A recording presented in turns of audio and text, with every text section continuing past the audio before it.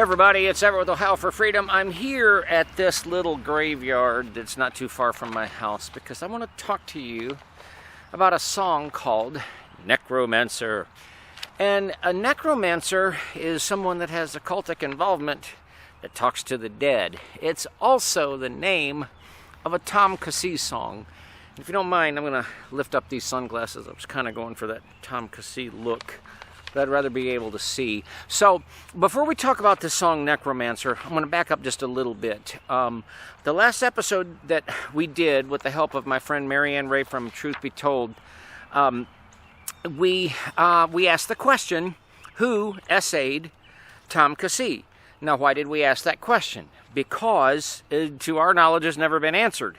And it's in December 3rd of 2016, Tom Keesee'S, in an interview with an online publication to promote his upcoming or outcoming or forthcoming 10-song debut CD, album collection, whatever you call it, said in that interview that he had been essayed as a young teen. So taking him at his word, if he was essayed, then it's reasonable to ask the question, who? And why are we asking the question? Because Super Gare and Super Dren never seem to have asked the question. It seems like they just covered it up. And so we asked the question, who essayed Tom? Was it a family member? We don't know for sure, but we did ask the question without apology. Was it Grandpa, the 32nd degree Mason? Was it Mom? Was it Dad? Was it a sibling? We don't know, but we're asking the question, and we shouldn't have to be asking this question. But again, Super Dren and Super Gare seem to have covered it up, because otherwise it would be out there and that would become part of somebody's testimony, how they got victory over all of that. But then a flip side of that coin could be that it was just something that Super Tom made up. And why would he do that? Well, maybe just to embellish his, I don't know, appeal to the down and outer and the victim or whatever. So was it possible he was lying? Well, of course it was possible that he was lying. But if he was lying, again, why didn't Super Dren or Super Gare address it? And either way, look at how it turned out. But one thing that we didn't get to is this song, Necromancer. Now, I'm going to talk about this song, Necromancer, that was on that 10-song collection. I'm not going to play a portion of it in this video. The reason is I don't want to get a copyright strike from YouTube. I will put a link to the SoundCloud link in the description in YouTube and in a comment on Facebook if you would like to hear it.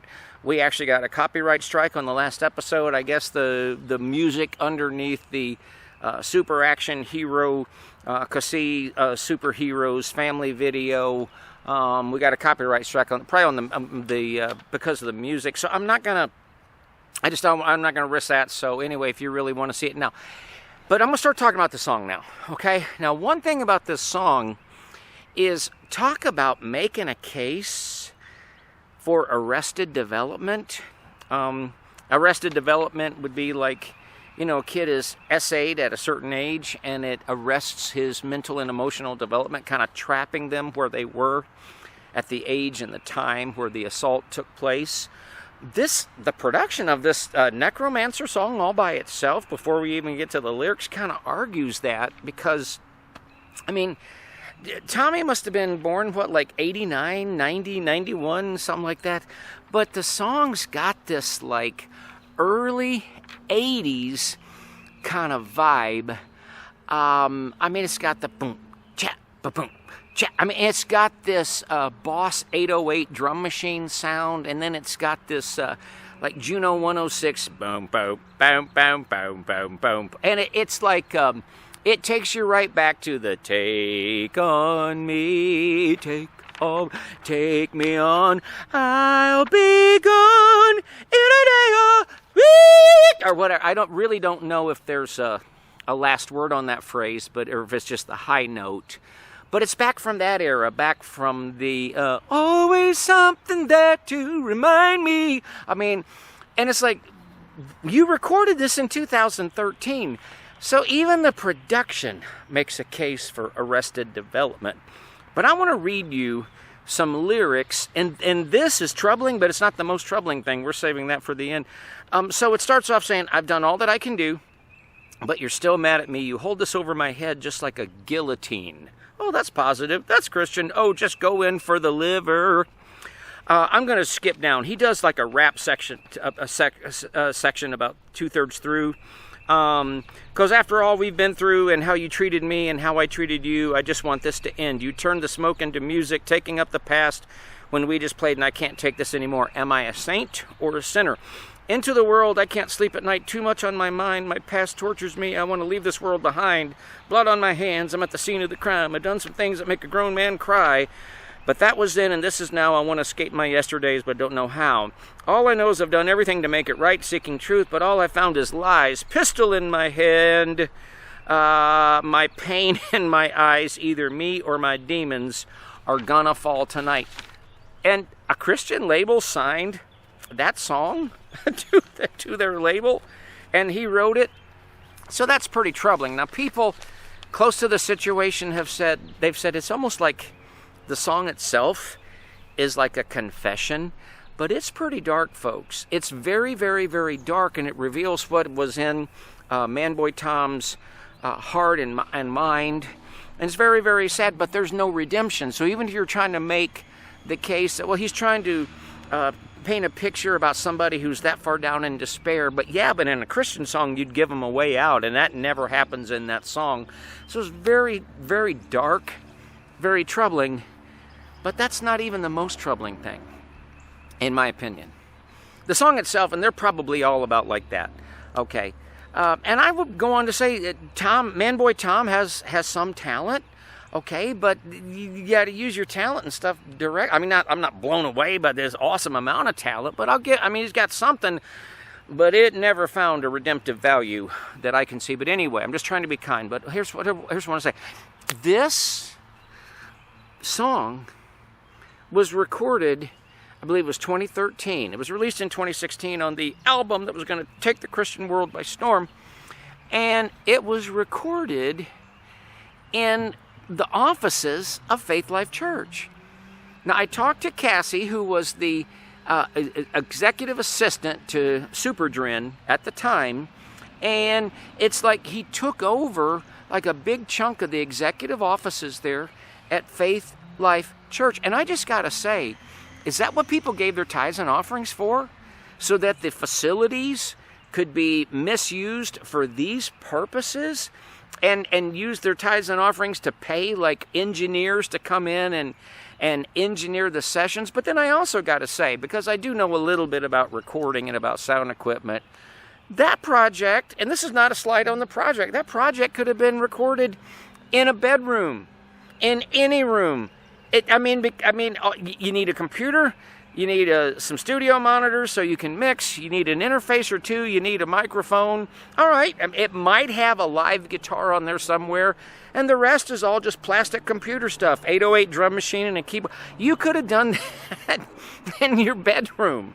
So why was it I'm trying to help you understand, folks, how dysfunctional this is. Now that Super Drenda and Super Gare have become the poster children, the face plate, the imprint of virtually everything that is weird, strange, and wrong and needs to be done away with celebrity Christianity, celebrity pastoring, mega mafia media ministry. Now that they've become the poster children for that, we just need to understand, like, one of the trappings of this whole story is the extreme dysfunction, and then it gets worse.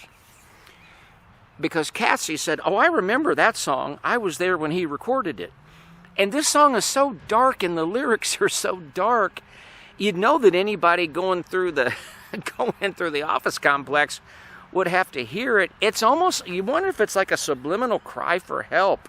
I'm trying to tell y'all here at the church how messed up and how hurt and how damaged I am. But Super Dren, no, she just wants to pay for it. Super Gare, Super Gare did the only admonition that he gave to Cassie, as was told to me, was just make sure they stay busy. Why? Because they're paying people.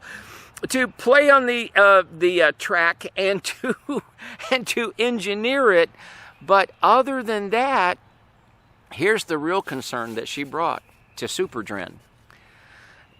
She brought to Drenda, brought to her attention that there was a 15-year-old girl that was there when the song that I just read a few lyrics from, and that you can go to YouTube or Facebook and go to the description or a comment to find the link to, when that was being recorded, and then along with other stuff, there was a 15-year-old girl. 15's kind of a child, isn't it? In today's society. Yeah, kind of a child. Was there spending inordinate amounts of time and alone time with Man-Boy Tom. But when this was brought to the attention of Super Dren just used her superpowers and said, shut up, leave it alone, you don't know what you're talking about, you need to butt out. And ultimately that probably cost Cassie her job, which was a good news for her. But that's what was going on. And then when I got my cease and desist letter, I've got to go back and read it, because I believe the people that paid the money to send me the cease and desist letter and all the others, I believe it was her parents, this young girl's parents, that the girl that it seems like, I mean, you can give me the exact chronology, but I mean, like within just a short amount of time after her turning 18, she's married to Man-Boy Tom, who conveniently sidewaysed his first wife, kind of a la Doug Wise, sidewaysing his 30-year marriage to Green Eyes. So the whole thing is just weird and sick and twisted. And I want to say, and in that cease and desist letter, I think they accused us, me, others in there, of saying that she was groomed. Well, sweetheart, I'm sorry. I'm sorry that you're all alone while Man-Boy Tom is in jail. Maybe he'll get home for a little bit, but then it looks like he's gonna be out of the house long time. And I'm very sorry, sincerely, that that's where life has ended up. But when us that are on the outside, the Christian community looking at it, we don't have any other way to describe that as grooming. I do not want that happening to any kid out there. Maybe somehow in your mind, that was like, oh, that was all normal, that was all natural. That was all natural for me to be a 15-year-old being groomed by a married man, or not groomed by a married man, and then when I turned 18, she sideways and I'm in. Maybe that's normal to you, but it's not normal to us, and we are not going to let that happen. If there's anything that we have to say about it, that ain't going to be happening no more, and we are not going to put the normal sign on there. Folks, I want to kind of bring this in for a landing. I was talking to Elizabeth Davis yesterday of By Faith, and I had an analogy come to me that I shared with her, and she was gracious enough to hear me out. And when my kids were little, that was back in the My Pony days. Remember My Pony? Now this didn't happen, but I'm using that as an example because I know that my daughter for a while was like, she was really into My Pony, but that's as far as it got. Now you can go from being, I like My Pony, to becoming a My Pony enthusiast, all right? So that's like, well, there's different colors of the mane and the tail, or maybe there's a little My Pony and a mama, I don't know. You can get a couple more figures, okay? And okay, now you're becoming an enthusiast, but that's okay. But this didn't happen in our life, but I'm trying to use an analogy, but then it moves into obsession when Dad comes home from work and the living room is all rearranged and the couch is turned upside down. Why is the couch upside down? Oh, that's not a couch. That's the manger for My Pony. Then you know this is kind of getting a little out of control. And then when Dad walks into the kitchen and opens up the refrigerator and there's hay in there, he goes, drum roll please, hay. Why is there hay in the refrigerator? And if the answer comes back, oh, that's because in case My Pony gets hungry, we've got hay. And at that point, you are out of control into obsession land. And why did I go through this analogy? Because that's what Super Gare and Super Dren did with tithes and offerings and facilities and personnel that were supported and paid for by the hardworking, normal men and women that can't live lives where they let an interest turn into an enthusiasm and then turn into a full-blown obsession that involves Supergare, Super Dren, and all the members of the family acting out man-boy's fantasy. And so I do want to bring this to a close and say, when we look at, because I'm going to say it, when we look at this whole story, Supergare and Super Dren have become the poster children for virtually everything that is wrong in excess with hyper word of faith, prosperity TV. I mean, they've become the face of dysfunction. That's part of what goes with it, is making these astronomically crazy allowances for the bizarre behavior of even their kids, and then a willingness to sacrifice the well-being, in this case, of their daughter, is just crazy. So, that's what I have to say about Necromancer. That's what I have to say about Necromancer. I think it is a confession, and I think it teaches us a whole lot of things. Until next time, God bless you, God bless your family, God bless the state of Ohio, and God bless the United States of America. Oh, I have one more thing I want to say. I've got an interview that's about to be released dealing with the #1 whistleblower and Kenneth Copeland Ministries. You don't want to miss that, and please be watching for the anointing myth. It's gonna ruffle some feathers, but you'll be blessed if you give it a look, give it a listen to. Thanks. We'll talk to you next time. Bye-bye.